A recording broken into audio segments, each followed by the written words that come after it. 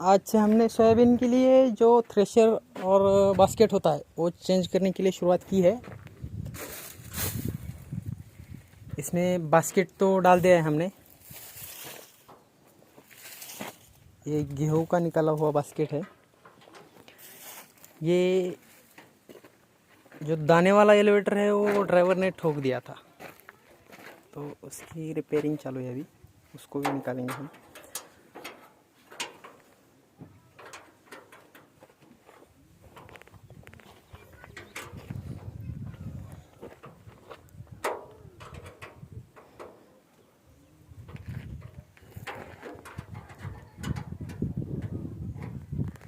ये हमारे ऊपर हेल्पर बैठे हैं जो हंस रहे हैं ना, वो